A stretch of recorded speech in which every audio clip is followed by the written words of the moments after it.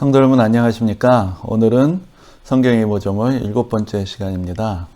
오늘 같이 나눌 제목은 구약 속의 복음입니다. 우리가 구약 성경을 어떻게 이해하는지 가장 핵심적인 내용을 오늘 이제 마지막으로 정리하면서 구약 성경에 대한 이야기를 마치려고 하는데요.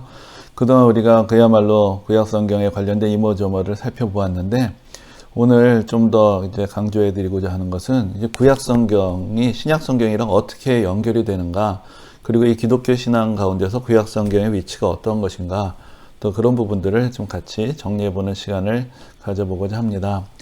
사실 이제 기독교 신앙의 핵심은 예수 그리스도라고 할 수 있습니다. 그래서 예수 그리스도를 믿고 구원을 받는다라는 것이 가장 중요한 이제 가르침이 되는 것이죠. 그것을 우리가 이제 복음이라고 간단하게 표현을 할 수가 있는데, 그러면 이제 구약 성경은 무엇냐라는 것이죠. 구약 성경엔 예수님이 나오지 않는데, 그러면은 어떻게, 왜 우리가 구약 성경을 읽어야 되고, 또 어떻게 구약 성경을 읽어야 되고, 구약 성경이 어떻게 이제 기독교 신앙 안에서 자리를 잡게 되었는가, 이제 그 이야기를 잠깐 드리려고 합니다. 그런데 이제 오늘날 우리는 사실 구약 성경과 신약 성경이 딱 합본으로 되어 있는 그런 성경을 읽고 있죠. 그러니까 너무나 자연스럽게 구약 성경이 성경의 일부다, 이제 그것을 쉽게 받아들이고 있지만, 그러나 이 처음에 초대교회, 처음에 이제 사도들이 복음을 전할 때의 상황을 생각해 보면 그때는 신구약 성경이 하나로 묶여 있는 그런 성경책이라는 것은 없었습니다. 그러니까 유대인들이 가지고 있는 우리가 구약 성경이라고 부를 수 있는 이제 그런 책은 있었지만은, 그러나 아직 신약 성경은 기록되고 있는 중이었고, 그것이 이제 하나의 책으로 독립된 것이 아니었고, 이 신약 성경에서 우리가 보는 내용들은 그 현재 진행형으로 진행이 되고 있었던 것이죠. 그럼 사도들이 전파했던 것은 예수 그리스도를 믿어서 구원을 얻게 된다라는 이제 그 진리를 가르쳤던 것인데, 그래서 이제 많은 사람들이 예수님을 영접하게 되고 이 기독교 신앙 안으로 들어오게 됩니다. 그런데 이제 그런 사람들 대부분이 이제 이방인으로서 그리스도를 믿고 이제 기독교인이 된 사람들의 입장에서는 구약 성경의 내용은 어떤 면에서 참 낯선 이야기가 될 수가 있거든요. 그리고 우리가 구약 성경을 읽다 보면은 거기서 뭔가 복잡한 율법에 대한 이야기, 또 뭔가 진노하시는 하나님의 이야기, 이것이 그 신약 성경의 내용하고 좀 다르지 않나, 이제 그런 생각을 하시는 분들도 계신데, 사실 이제 초대교회 성도들도 비슷한 느낌을 가졌던 것이죠. 그러면서 이제 구약 성경을 어떻게 이해할 것이냐, 이제 거기에 대한 문제가 이제 중요하게 나타나게 되고, 또 어떤 이단들은 구약 성경은 아예 기독교하고는 전혀 다른 것이다, 그래서 아예 구약 성경 전체를 이제 버리려는 이제 그런 시도를 하는 사람들도 있었습니다. 그래서 어떻게 이 구약 성경을 우리가 이해하고 받아들여야 되느냐, 그것이 이제 중요한 논쟁의 주제가 되었는데요. 그때 이제 구약 성경이 성경의 일부로서, 또 이 기독교 신앙의 매우 중요한 한 축으로서 이제 자리 잡게 되는 것은 지금 이제 보시는 이제 세 가지 의미 안에서 구약 성경을 해석을 했기 때문에 그것이 가능하게 된 것입니다. 그러니까 먼저는 옛 언약과 새 언약이란 틀이죠. 바로 구약이란 말 자체가 옛 언약이 됩니다. 그러니까 유대인들도 구약 성경을 가지고 있는데, 유대교를 믿는 유대인들 입장에서는 그것은 구약이 아니죠. 그냥 하나님의 말씀입니다. 그런데 우리가 그것을 구약이라고 부르는 것은 신약이 있기 때문에 구약이 있는 것이죠. 새 언약이 있기 때문에 그 이전에 기록된 말씀, 또 그 이전에 맺어진 언약을 옛 언약이라고 말할 수가 있는 것입니다. 그래서 이 구약 성경은 이제 예수 그리스도 안에서 하나님께서 우리에게 허락해 주신 구원의 새로운 언약, 이것을 더 강조하고, 이것이 왜 새로운지를 우리에게 깨우쳐 주기 위해서는 그 이전에 어떤 일이 있었는지 그것을 알아야 된다. 이제 그런 면에서 새 언약을 잘 이해하기 위해서 우리가 옛 언약을 알아야 된다. 이제 그런 틀 안에서 정리가 돼서 우리가 지금도 구약, 신약 이런 표현을 쓰게 되는 것이죠. 이 새 언약이란 말은 사실 구약 성경에 이미 나와 있습니다. 우리가 좀 이따가 보게 될 텐데, 그 예레미야서에 하나님께서 이제 새 언약을 맺으시겠다라는 그런 선포를 하시는 장면이 나오고, 그래서 옛 언약은 그때 무엇이냐? 바로 모세를 통해서, 모세의 율법을 통해서 맺어진 그런 언약이 되는 것이고요. 이제 새 언약은 구약 성경에 예언이 되어 있었는데, 그것이 이제 신약 시대에 와서 성취가 되면서 바로 하나님께서 이제는 모든 민족들과 더불어 구원의 은혜를 베푸시게 되는 그런 새로운 언약을 예수 그리스도를 통해서 맺게 되시는 것이죠. 그래서 옛 언약의 실패, 그리고 새 언약의 필요성, 그것이 이제 구약 성경에 나와 있기 때문에 우리가 이제 새 언약에 속한 시대, 예수 그리스도를 통한 구원의 시대에 속한 사람으로서 그 은혜를 더 풍성하게 알기 위해서는 우리가 구약 성경을 알아야 된다. 이제 그런 차원에서 옛 언약과 새 언약이라는 틀 안에서 구약 성경을 이해를 하게 되는 것입니다. 그리고 또 하나는 지금 방금 말씀드린 이야기하고 연결이 되는 것인데요.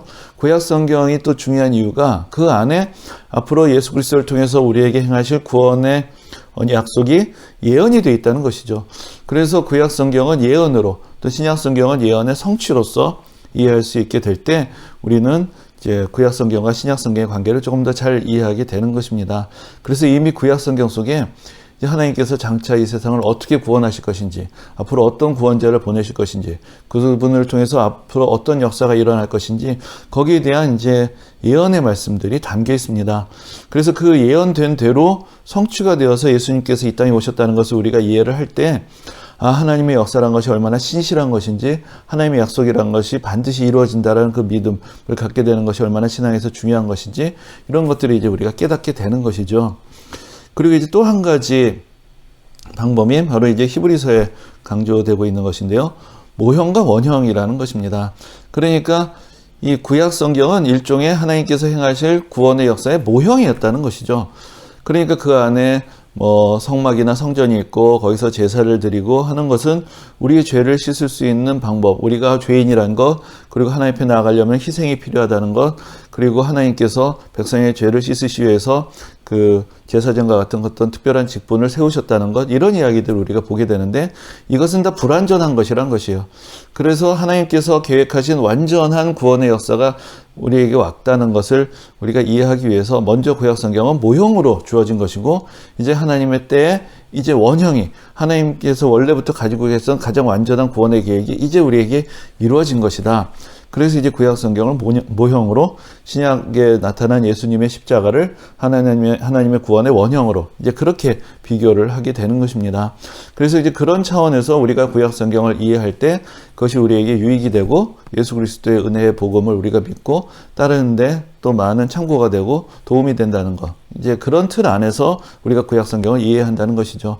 그래서 우리가 구약 성경도 그 안에서 예수 그리스도를 통한 구원의 복음을 향한, 그것을 예언하는, 그것을 예비하는 그런 하나님의 은혜의 역사의 관점에서 우리가 구약 성경을 이해할 때 구약 성경을 더 온전하게 이해할 수 있다. 그러니까 그것을 여러분들이 잘 이해하시면 좋을 것 같습니다. 그러면 이어서 이제 구약 성경 안에 그러면 구체적으로 어떤 내용들이 담겨 있길래 그것이 이제 앞으로 행하실 하나님의 구원의 역사, 이제 우리가 신약 성경을 통해서 알게 되는 예수 그리스도의 십자가의 구원의 역사를 예비하고 있다, 또 예언하고 있다, 약속하고 있다, 그렇게 말할 수 있는지, 거기에 대해서 이제 구약 성경의 여러 구절들을 한번 쭉 살펴보면서 한번 정리해 보려고 합니다. 그러니까 두 부분으로 나눠서 보려고 하는데요. 하나님의 큰 구원의 계획이 어떻게 나와 있는가, 그리고 구체적으로 예수님의 생애에 대한 어떠한 예언들이 있는가, 이제 그것을 한번 쭉 살펴보고자 합니다. 이런 이제 말씀을 드릴 때 가장 먼저 우리가 주목하게 되는 것이 바로 창세기 3장 15절의 말씀입니다. 이 말씀을 보면은 이것은 이제 아담과 하와가 범죄했을 때, 그래서 하나님께서 아담에게 하와에게 또 그 범죄한 사실을 이야기를 하시면서 이제 하나님의 어떤 죄로 인한 어떤 저주가 임하게 된 이제 그런 장면을 이렇게 보여주고 있는데요. 거기서 이제 뱀에게, 바로 그 여자를 유혹하고 인간을 유혹했던 그 뱀에게 하나님께서 주셨던 말씀이 바로 3장 15절입니다. 근데 여기 이렇게 되어 있습니다. 내가 너로 여자와 원수가 되게 하고 내 후손도 여자의 후손과 원수가 되게 하리니 여자의 후손은 내 머리를 상하게 할 것이요 너는 그의 발꿈치를 상하게 할 것이니라. 이 말씀은 이 뱀으로 나타나는 사탄의 권세가 결국은 이 여자의 후손이라고 여기서 예언되어 있는, 이제 하나님께서 여자의 후손으로 인간을 구원하시기 위해서 보내실 분을 상하게 할 것이지만, 그러나 결국은 그 여자의 후손이 사단의 머리를 상하게 할 것이다. 결국은 사단의 권세를 정복할 것이다. 라는 그런 예언의 말씀. 그래서 이제 성경 전체에서 이 죄악이 들어온 이 세상에 바로 그 시초에 하나님께서 이미 구원의 계획을 가지고 계셨다라는 것을 보여주는 그런 아주 상징적인 말씀이 됩니다. 그리고 이제 그 다음에 창세기 12장은 하나님이 아브라함을 부르실 때 주셨던 말씀인데요. 우리가 잘 아는 말씀인데 한번 다 읽어보겠습니다. 내가 너로 큰 민족을 이루고 내게 복을 주어 내 이름을 창대하게 하리니 너는 복이 될지라. 너를 축복하는 자에게는 내가 복을 내리고 너를 저주하는 자에게는 내가 저주하리니 땅의 모든 족속이 너로 말미암아 복을 얻을 것이라 하신지라.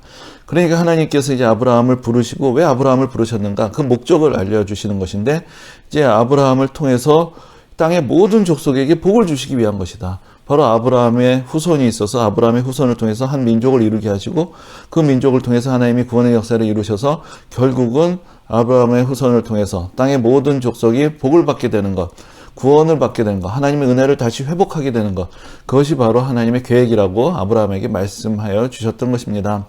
그래서 이제 아브라함을 통해서 하나님께서 예비하신 구원의 역사가 이제 구체적으로 시작이 되는 것이죠. 예, 그리고 이제 여기 지금 보시는 말씀은 이제 아브라함의 자손들이 하나의 민족이 됩니다. 그래서 이제 이 백성들이 이제 모세를 통해서 하나님과 언약을 맺게 되는데 그때 이제 여기 또 아주 중요한 말씀이 출애굽기 19장에 나와 있습니다. 이것이 이제 십계명을 주실 때 하나님께서 주신 말씀인데요. 여기 보면 이제 이런 말씀이 있습니다. 세계가 다 내게 속하였나니 너희가 내 말을 잘 듣고 내 언약을 지키면 너희는 모든 민족 중에서 내 소유가 되겠고 너희가 내게 대하여 제사장 나라가 되며 거룩한 백성이 되리라. 이런 말씀이 있는데 여기서 이제 우리가 주목해 봐야 되는 것이 이제 이 아브라함의 자손들, 이 이스라엘 백성들만이 하나님께 속한 것이 아니란 것이요. 세계가 다 하나님께 속했어요. 그러면 이스라엘 백성들의 의미는 무엇이냐? 여기서 제사장 나라라는 표현이 등장합니다. 그러니까 하나님께서 이스라엘 백성들을 제사장 나라로 택하셨다는 것인데 이 제사장이란 것은 자기 자신의 구원을 위해서 존재하는 것이 아니라 다른 사람들의 구원을 위해서 섬기는 직분이 되는 것이죠. 그러니까 이 온 세계가 다 원래 하나님의 것인데 이 세계를 구원하시기 위해서 하나님께서 이스라엘 자손들을 택하셔서 제사장 나라로 세우셔서 이제 그들을 통해서 온 세계를 구원하시겠다라는 그런 하나님의 은혜의 계획이 이 가운데 담겨져 있는 것입니다. 그리고 또 이제 신명기에 매우 또 특별한 예언의 말씀이 있는데요. 여기서 이제 이런 말씀이 있습니다. 내 하나님 여호와께서 너희 가운데 내 형제 중에서 너를 위하여 나 같은 선지자 하나를 일으키시리니 너희는 그의 말을 들을지니라. 이것이 이제 모세가 이스라엘 백성들에게 전한 이야기인데요.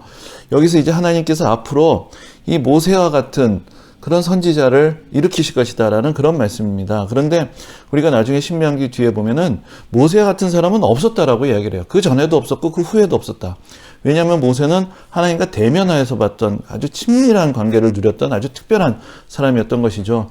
그런데 이제 모세는 뭐라고 얘기하냐면은 이렇게 하나님과 친밀한 교제를 누리고 하나님의 뜻을 전해줄 그런 특별한 선지자가 앞으로 또 오실 것이다. 이제 그렇게 이야기를 하는 것입니다. 그래서 모세에 비견되는 모세가 세웠던 이 놀라운 하나님과의 은혜의 언약, 이것에 상응하는, 어떻게 생각하면 우리가 지금 이제 알게 된 것은 그것을 훨씬 더 뛰어넘는 그러한 새로운 하나님께로부터 우리에게 보내시는 그런 예언자, 그런 선지자에 대해서 기대하게 하는 이제 그런 말씀이 이 약속 가운데 있습니다. 그리고 이제 그 다음에 이어지는 말씀을 보면은 이것은 이제 다윗 왕조와 관계된 말씀이 되는 것인데 나중에 후대에 이제 하나님께서 다윗을 택하셔서 이스라엘을 왕으로 세우시죠. 이 이야기는 우리가 전에 이스라엘의 왕들에 대해서 이야기할 때도 한번 드렸던 것인데 그때 하나님께서 다윗에게 이렇게 말씀하십니다. 내 집과 내 나라가 내 앞에서 영원히 보존되고 내 왕위가 영원히 견고하리라. 그런데 이 다윗의 집안이 영원히 그러면 왕위를 이어갔느냐? 그렇지 못했죠. 우리가 아는 것처럼 그 다윗의 왕위는 영원히 견고하지 못했습니다. 그러면 하나님의 약속은 어디로 간 것이냐? 근데 여기서 이제 하나님의 영원하신 계획 안에서 이제 이스라엘의 왕으로서의 그 다윗의 후손들의 맥은 끊어지게 되었지만 그러나 하나님께서 다윗을 계승하는 하나님의 영원한 통치를 이 세상에 진정으로 드러내실 그런 분을 예비하신다라는 이제 그런 말씀 가운데 이 하나님의 언약은 폐해진 것이 아니고 인간은 하나님의 계획 안에서 그 인간으로서 그 다윗의 왕조 안에서 일어났던 그 역사는 실패한 역사가 되었지만 그러나 하나님의 계획은 여전히 남아있고 이제 다윗의 자손을 통한 놀라운 하나님의 은혜의 역사, 이 세상을 통치하시고 이 세상에 하나님의 위엄을 나타내실, 영광을 나타내실 역사는 남아있다. 이제 그것을 이 말씀을 통해서 우리가 또 더 깊이 생각해 보게 되는 것입니다. 그래서 이제 이사야서 11장에 보면은 이런 말씀이 있습니다. 이새의 줄기에서 한 싹이 나며 그 뿌리에서 한 가지가 나서 결실할 것이요 그의 위에 여호와의 영 곧 지혜와 총명의 영이요 모략과 재능의 영이요 지식과 여호와를 경외하는 영이 강림하시리니. 여기서 보면 이제 이새의 줄기란 것은 이새는 다윗의 아버지거든요. 그러니까 이제 다윗의 집안에서 한 싹이 나는 것인데 거기에 놀라운 하나님의 영이 임하시고 하나님의 은혜의 역사가 그 모세의 줄기에서 난 그 이새의 줄기에서 난 싹, 그 뿌리에서 난 가지를 통해서 이루어질 것이다 라는 그런 예언의 말씀이 주어져 있는 것입니다. 그리고 이제 그 다음에 또 이사야서 9장에 보면요, 이는 한 아기가 우리에게 낳고 한 아들을 우리에게 주신 바 되었는데 그의 어깨에는 정사를 메었고 그의 이름은 기묘자라 모사라 전능하신 하나님이라 영존하시는 아버지라 평강의 왕이라 할 것임이라. 이제 이런 또 예언의 말씀이 있습니다. 이것은 이제 이새의 줄기에서 한 가지가 일어날 것이고 바로 하나님의 은혜 가운데서 한 아기가 태어나게 될 것이다. 그런데 이 아기는 어떤 아기인가? 이는 하나님의 아들이고 기묘자라, 이게 놀라운 분이다. 모사라, 아주 지혜가 충만한 분이다. 더 나아가서 전능하신 하나님이라고까지 불린다라고 그렇게 예언되어 있습니다. 그런데 이스라엘 사람들에게 있어서 하나님이 아닌 다른 어떤 사람도 하나님같이 가깝게 하나님처럼 부를 수가 없어요. 그런데 이 말씀에서 보면은 장차 나타날 아들, 우리에게 주실 아기는 전능하신 하나님이라고 불리실 것이다. 영존하시는 아버지라고 불릴 것이고 그분이 바로 평화의 왕, 평강의 왕이 될 것이다 라는 그런 말씀이 있습니다. 여기서 우리는 그 당시 사람들로서는 상상할 수 없었던 그런 하나님의 독생자 예수 그리스도의 탄생, 그리고 그분이 하나님과 동등한 영광을 가지고 이 땅에 오실 것이라는 그러한 하나님의 구체적인 계획의 말씀, 그 예언의 말씀을 또 여기서 보게 되는 것입니다. 그리고 이제 우리에게 오게 될 그 하나님께서 예비하실 구원자는 또 어떤 모습을 가지고 오느냐. 여긴 또 그런 어떤 영광의 왕, 다윗과 같은 영광의 모습으로만 오는 것이 아니라 우리의 죄를 대신 담당하여 고난을 당하시는 고난의 종으로 오신다. 그것을 또한 여기서 예언해 주고 있습니다. 그래서 이사야서 53장은 또 우리가 사순절 고난주간이 되면 자주 묵상하는 그런 말씀인데요. 여기 보면 이렇게 되어 있습니다. 그는 실로 우리의 질고를 지고 우리의 슬픔을 당하였거늘 우리는 생각하기를 그는 징벌을 받아 하나님께 맞으며 고난을 당한다 하였노라. 그가 찔림은 우리의 허물 때문이요 그가 상함은 우리의 죄악 때문이라. 그가 징계를 받음으로 우리는 평화를 누리고 그가 채찍에 맞음으로 우리는 나음을 받았도다. 우리는 다 양 같아서 그릇 행하여 각기 제 길로 갔거늘 여호와께서는 우리 모두의 죄악을 그에게 담당시키셨도다. 저는 예전에 제가 중등부 시절이었던 것 같은데 그때 이제 고난주간 성금요일 기도회에 참여를 했다가 이 말씀을 처음 듣게 됐는데 그때 그 어린 마음에도 너무 놀라고 너무 큰 은혜를 받았습니다. 아직도 그때 마음이 기억이 납니다. 구약 성경인데 여기에 우리를 위해서 고난을 당하시는 예수님에 대한 너무나 생생한 표현이 있는 것이에요. 정말로 우리를 위해서 찔리고 채찍에 맞으시고 상하시는 그 예수 그리스도, 그분이 우리의 모든 죄악을 대신 담당하셨다는 것, 그 말씀이 신약 성경이 아니라 구약 성경에 이미 있었다는 것, 그것이 참 저에게도 그 당시에도 아주 놀라운 말씀으로 이게 다가왔습니다. 이렇게 이사야서 안에 여러 구절들이 이제 하나님께서 앞으로 펼치실 구원이 어떠한 것인가, 그것은 다윗의 자손으로 오시면서 하나님의 영광을 나타내는 그런 역사지만 그러나 또한 우리의 모든 죄를 감당하시는, 그래서 대신 담당하시는 이제 그러한 고난의 종으로 또 오시는 역사이다. 그것을 우리에게 가르쳐주고 있습니다. 그리고 또 이사야서 49장에 이런 말씀이 있습니다. 그가 이르시되 내가 나의 종이 되어 야곱의 지파들을 일으키며 이스라엘 중에 보존된 자를 돌아오게 할 것은 매우 쉬운 일이라. 내가 또 너를 이방의 빛으로 삼아 나의 구원을 베풀어서 땅끝까지 이르게 하리라. 그러니까 이사야서에는 하나님께서 앞으로 보내실 하나님의 종, 또 구원자에 대한 여러 가지 다양한 예언들이 나오는데요. 여기서 보면 이방의 빛이라는 표현을 사용하는 것을 보게 됩니다. 그러니까 이스라엘 자손들만을 구원하는 메시아가 아니라는 것이에요. 이방의 빛으로 삼아서 하나님의 구원을 땅끝까지 이르게 하실 분이 오신다. 이제 그것을 여기서 이제 또한 예언하여 주고 있습니다.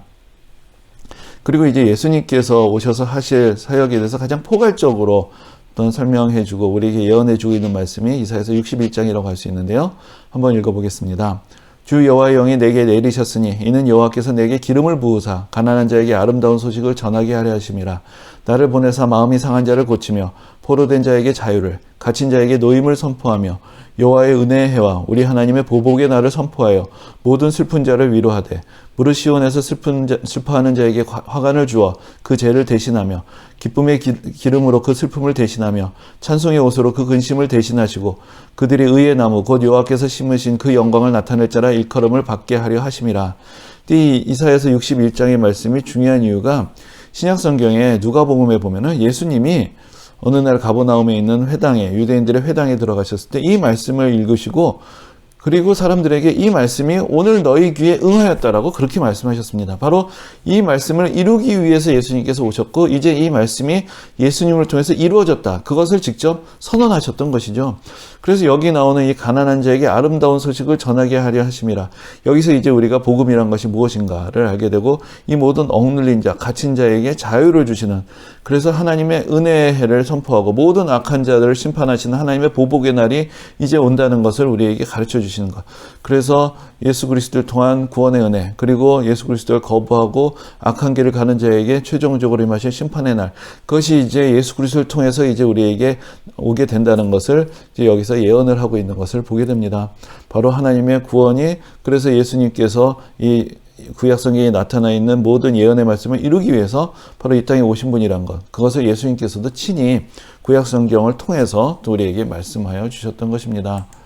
그리고 이제 여기에 바로 이제 이것은 예레미야서의 말씀인데요. 앞에서도 말씀드렸지만 여기 이제 새 언약에 대한 말씀이 또한 나오는 것을 봅니다. 자, 한번 읽어드리겠습니다. 여호와의 말씀이니라. 보라, 날이 이르리니 내가 이스라엘 집과 유다 집에 새 언약을 맺으리라. 이 언약은 내가 그들의 조상들의 손을 잡고 애굽 땅에서 인도해 내던 날에 맺은 것과 같지 아니할 것은 내가 그들의 남편이 되었어도 그들이 내 언약을 깨뜨렸음이라. 여호와의 말씀이니라. 그러나 그날 후에 내가 이스라엘 집과 맺을 언약은 이러하니 곧 내가 나의 법을 그들의 속에 두며 그들의 마음에 기록하여 나는 그들의 하나님이 되고 그들은 내 백성이 될 것이라. 여호와의 말씀이니라. 그러니까 이 말씀에서 보면은 옛날 언약이 있었다는 것이죠. 이스라엘 백성들을 애굽 땅에서 인도하던 날에 맺었던 그 옛 언약이 있었어요. 그러나 그 언약은 깨어졌어요. 그러면 이제 하나님의 사랑을 저버리고 하나님이 남편처럼 마치 부부처럼 언약을 이스라엘 백성들과 맺었는데 그 언약이 이스라엘 백성들의 배반으로 깨어졌어요. 그러나 하나님께서 그것을 깨어진 것으로 두지 아니하시고 이제 새로 언약을 맺으시겠다라고 그렇게 약속을 하시는 그 말씀이 예레미야서에 있습니다. 바로 여기서 이 새 언약이란 말에서 신약이란 말이 나오게 되는 것이죠. 바로 그 새 언약이 이제 예수 그리스도 안에서 맺어졌다는 것. 그래서 예수님께서도 그 성만찬을 처음 제정하실 때 이것이 예수 그리스도의 피와 살을 우리에게 주신다라는 것을 말씀하시면서 이것이 내 피로 맺은 새 언약이다라고 그렇게 말씀하셨습니다. 그리고 히브리서에 보면은 바로 이 말씀을 인용하면서 바로 우리가 그리스도 안에서 하나님과 새로운 언약을 맺게 된 바로 그런 새로운 하나님의 백성이 되었다. 그것을 이야기하고 있는 것을 보게 됩니다. 예, 그래서 여기까지가 이제 하나님께서 앞으로 행하실 구원의 역사에 어떤 큰 그림을 보여주는 그런 말씀들이 됩니다. 바로 이제 사단의 권세를 꺾으실 것이고 아브라함의 자손, 다윗의 자손을 통해서 역사하실 것이고 그리고 이스라엘 백성들을 제사장 백성으로 택하셔서 온 민족, 이방 모든 땅끝까지 구원의 은혜를 펼치실 것이고 이제 앞으로 보내실 구원자는 바로 평강의 왕이며 정말 영원하신 아버지, 정말 그 전능하신 하나님의 권세를 가지신 분이지만 그러나 또한 고난의 종으로 오셔서 우리의 죄를 대신 감당하실 분이란 것. 그래서 그분을 통해서 이제 우리가 그 모세와 맺은 옛 언약이 아니라 하나님 은혜 가운데서 새로운 언약을 맺게 될 것이다. 이것이 이제 구약 성경 안에서 쭉 흘러오는 예언의 말씀이 되는 것입니다. 그리고 이제 우리가 또한 살펴보고자 하는 것은 구체적으로 예수님의 생애에 대한 더 여러 모습들이 이미 구약 성경 안에 예언이 되어 있었다는 것, 그것을 우리가 또한 같이 이어서 살펴보고자 합니다. 먼저 이제 예수님께서 오시기 전에 준비하는 자가 온다는 것. 바로 세례 요한이 와서 예수님께서 오시기 전에 먼저 회개의 세례를 베풀면서 예수님의 길을 예비하셨던 것, 그것이 이제 예언되어 있는 것부터 살펴보고자 하는데요. 이제 말라기서, 이 구약 성경의 마지막 책이죠. 거기에 보면은 이런 말씀이 있습니다. 보라, 여호와의 크고 두려운 날이 이르기 전에 내가 선지자 엘리야를 너희에게 보내리니 그가 아버지의 마음을 자녀에게로 돌이키게 하고 자녀들의 마음을 그들의 아버지에게로 돌이키게 하리라. 그러니까 여기서 이제 엘리야를 먼저 보내신다라는 그런 말씀이 있습니다. 그런데 이제 나중에 세례 요한이 왔을 때 사람들이 세례 요한에게 당신이 엘리야입니까? 라고 그렇게 묻습니다. 물론 엘리야는 구약시대 11기에 기록되어 있는 선지자고 그 엘리야가 이제 그 불말 불병거를 타고 이제 회오리 바람 가운데서 승천했던 이야기가 성경에 기록이 되어 있는데요. 그래서 이제 엘리야는 사실 성경에 있는 여러 사람들 중에 특이한 것이 죽음을 보지 않고 하늘로 올라간 사람입니다. 그래서 엘리야가 죽음을 보지 않고 하늘로 올라갔기 때문에 나중에 엘리야가 다시 살아서 다시 올 것이다라는 그런 전설이 있었어요. 근데 이제 말라기서에 바로 그 이야기를 인용을 하면서 구체적으로 자리매김을 해주는 것이죠. 엘리야가 다시 온다. 이제 하나님의 어떤 전능의 날이 이르기 전에 엘리야가 먼저 와서 우리의 마음을 하나님 앞으로 돌이키도록 준비할 것이다. 이제 그 이야기가 있는 것인데, 바로 세례 요한이 왔을 때 사람들이 이 말씀을 기억하면서 바로 당신이 엘리야냐? 라고 그렇게 물었던 것이 이 말씀이 세례 요한을 통해서 이루어지는 것을 알려줍니다. 그리고 또한 이사야서 40장에서도 외치는 자의 소리여 이르되 너희는 광야에서 여호와의 길을 예비하라. 여기서도 이제 광야에서 외치는 소리가 있어서 하나님께서 이루실 구원의 역사를 예비할 것이다 라는 그런 예언의 말씀이 있습니다. 그래서 이제 바로 세례 요한이 왔을 때 세례 요한이 광야에서 이제 그 하나님의 말씀을 선포하는 사람으로 그 낙타 털옷을 입고 그러면서 아주 거친 모습으로 나타나게 되죠. 근데 거기서 이제 사람들이 또한 이사야서 40장의 말씀을 떠올리게 되는 것입니다. 아, 하나님께서 광야에서 외치는 자의 소리를 먼저 보내주셔서 하나님의 구원의 길을 예비하게 하실 것인데 바로 그것이 세례 요한이구나. 그래서 이제 세례 요한을 통해서 예수님의 구원의 역사가 예비되는 것, 그래서 사람들에게 회개의 세례를 베풀면서 하나님의 은혜를 받을 수 있도록 준비하는 역할을 세례 요한이 했던 것, 이제 그것이 이제 이렇게 구약 성경 가운데 예언이 되어 있습니다. 그리고 이제 여러분들이 더 잘 아시는 말씀인데요. 또 이사야서에 보면은 그러므로 주께서 친히 징조를 너희에게 주실 것이라. 보라, 처녀가 잉태의 아들을 낳을 것이요 그의 이름은 임마누엘이라 하리라. 그러니까 이제 그 마리아의 동정녀 탄생을 미리 이제 예언하는 말씀이 되는 것인데, 처녀가 잉태의 아들을 낳을 것이다. 이제 그런데 그 이름을 임마누엘이라 하리라. 임마누엘은 하나님이 우리와 함께 하신다라는 그런 뜻이 되는 것인데, 우리와 함께 하시는 이 죄악 가운데 있는 인간을 버리지 않으시고 우리에게 구원을 베푸시기 위해서 우리에게 찾아오신 그 하나님, 바로 예수 그리스도의 은혜를 여기서 이제 예언을 하면서 예수 그리스도께서 동정녀 마리아를 통해서 탄생하실 것이다. 이제 그것이 또한 이사야서에 예언이 되어 있는 것이고요. 또 그 다음에 이제 미가서에 보면은 베들레헴 에브라다야 너는 유다 족속 중에 작을지라도 이스라엘을 다스릴 자가 내게서 내게로 나올 것이라. 근데 여기서 보면은 이것은 이제 미가서에 기록되어 있는 예언의 말씀인데요. 바로 이제 동방 박사들이 그 별을 보고 유대인의 왕이 나셨다는 것을 알고 이제 당연히 그들이 생각하기에는 유대인의 왕이니까 예루살렘에서 태어났을 거라고 생각하고 예루살렘으로 가죠. 근데 거기서 이제 헤롯 왕을 만납니다. 그러면서 이제 묻죠. 유대인의 왕으로 나신 이가 어디 있습니까? 그러니까 헤롯 왕이 당황을 해요. 그러면서 율법학자들을 모아서 메시아가 오신다면은 어디서 나겠느냐? 그랬더니 베들레헴이라고, 바로 이 미가서의 예언을 통해서 율법학자들이 이야기를 하죠. 그래서 이 이야기를 듣고 이제 동방 박사들이 베들레헴으로 가는 이야기가 성경에 기록이 되어 있습니다. 여기서 보면 예수님께서 베들레헴에서 탄생하실 것이다. 이제 그것이 이제 여기에 또한 예언이 되어 있는 것이죠. 그리고 이제 이사야서 9장에 또 이런 말씀이 있습니다. 전에 고통받던 자들에게는 흑암이 없으리로다. 예전에는 여호와께서 스불론 땅과 납달리 땅이 멸시를 당하게 하셨더니 후에는 해변길과 요단 저쪽 이방의 갈릴리를 영화롭게 하셨느니라. 여기에서 이제 보면은 이 하나님의 영광이 갈릴리 지역에서 나타나게 될 것이다 라는 것이 또한 예언이 되어 있습니다. 예수님이 베들레헴에서 태어나시지만 그러나 갈릴리에서 사역을 시작하셨거든요. 그런데 여기서 이제 그 갈릴리 지역이 넓게 보면 북이스라엘 지역인데, 여기 스불론 땅, 납달리 땅이라는 이제 북이스라엘에 속했던 지파들이 살던 땅이었고, 이 땅이 나중에 멸망을 당하고 큰 고통을 받고 멸시를 당하는 땅이 되었습니다. 그런데 하나님께서 바로 이 지역에서 은혜의 빛을, 구원의 빛을, 영광의 빛을 비추실 것이다 라는 말씀이 여기에 예언이 되어 있는데, 바로 예수님이 갈릴리 지역에서 이제 사역을 시작하시면서 또한 예수님께서 어디서 어떻게 사역을 시작하시게 될 것인가도 우리가 성경을 통해서 미리 알 수 있었던 것입니다. 그리고 이제 이사야서 35장에 매우 구체적으로 이제 예수님을 통해서 나타날 이적의 역사가 묘사되어 있는 것을 볼 수 있습니다. 그래서 여기 보면은 그때 맹인의 눈이 밝을 것이며 못 듣는 사람의 귀가 열릴 것이며 그때 저는 자는 사슴같이 뛸 것이며 말 못하는 자의 혀는 노래하리니 이는 광야에서 물이 솟겠고 사막에서 시내가 흐를 것임이라. 그럼 마치 광야에서 물이 솟는 것처럼 메마른 곳에 하나님의 은혜가 다시 임하여서 이제 맹인의 눈이 밝고 못 듣는 사람의 귀가 열리고 저는 자가 뛰고 말 못하는 자의 혀가 노래할 것이다. 그런데 이 말씀, 여기 있는 이 예언이 그대로 예수님을 통해서 나타납니다. 그러니까 예수님께서 실제로 맹인의 눈을 띄우시고 말 못하는 사람을 말을 하게 하시고 저는 자를 걷게 하시고 그 말 못하는 자의 혀가 노래하게 하시는 그런 모든 이야기. 그래서 저는 이제 이 이사야서 35장의 말씀을 읽을 때마다 뭔가 마음속에 어떤 큰 감동이 오는 것을 느끼게 됩니다. 정말로 하나님께서 이 말씀을 그대로 이루셨구나. 예수님을 통해서 이 말씀이 그대로 이루어졌구나. 이제 그것을 볼 때 예수님의 이적이 그냥 행하시는 놀라운 이적이 아니라 이미 구원의 표징으로서 하나님께서 예언하신 모든 것이 참이라는 것을 또 증명하는 그런 역사로서 이루어졌다는 것을 알 수가 있는 것이죠. 그리고 이제 예수님께서 행하신 것이 어떤 이적뿐만이 아니라 우리를 깊이 사랑하시고 그 연약한 모든 자들 누구나 다 환대하시고 아이들에게도 또 죄인들에게도 모두에게 다가가시면서 그들을 사랑하시는 그 긍휼의 역사를 행하셨던 것도 또 이사야서에 함께 예언이 되어 있습니다. 그래서 여기서도 보면은 내가 붙드는 나의 종, 내 마음에 기뻐하는 자, 곧 내가 택한 사람을 보라. 내가 나의 영을 그에게 주었은즉 그가 이방에 정의를 베풀리라. 그는 외치지 아니하며 목소리를 높이지 아니하며 그 소리를 거리에 들리게 하지 아니하며 상한 갈대를 꺾지 아니하며 꺼져가는 등불을 끄지 아니하고 진실로 정의를 시행할 것이며. 여기서 보면은 정말로 상한 갈대를 꺾지 않고 꺼져가는 등불을 끄지 않으시는 그런 긍휼히 여기시는 그런 예수 그리스도의 마음. 그러니까 이적을 행하시는 예수님의 능력만 나타나는 것이 아니라 그 모든 이 세상의 약한 자들을, 연약한 자들을 긍휼히 여기시고 사랑을 베푸셨던 그런 예수님의 사역의 모습이 여기 또 그대로 잘 나타내는 것을 볼 수가 있습니다. 그리고 또한 이제 그 스가랴서 9장 9절에는 이런 말씀이 있습니다. 시온에 따라 크게 기뻐할지어다.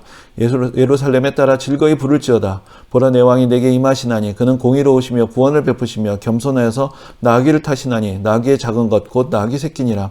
여기서 보면 예수님이 예루살렘에 입성을 하시는데 나귀를 타고 들어가신다라는 것이 여기 또 그대로 또 예언이 되어 있습니다. 예수님께서 이제 때가 되셔서 예루살렘으로 올라가실 때 그 하나님의 구원을 베푸시는 그 은혜의 날이 이제 예수님의 십자가를 통해서 하나님의 구원을 나타내실 그 놀라운 역사의 날이 다가오실 때 예수님께서 나귀를 타고 그 예루살렘 성으로 들어가셨던 것이죠. 그때 많은 사람들이 환호를 하면서 호산나 호산나 외치는 것, 이제 구원하소서라는 의미의 그 칭송으로 예수님을 영접하였을 때 바로 예수님께서 구원을 베푸시러 오시는 분이시며 바로 그 구약성경의 예언을 이루러 오시는 분이시다라는 것을 그 백성들의 환호를 통해서 분명하게 드러내어 주셨던 것입니다. 그리고 그것이 바로 나귀를 타는 것을 통해서 또 구체적으로 성취가 된 것이죠.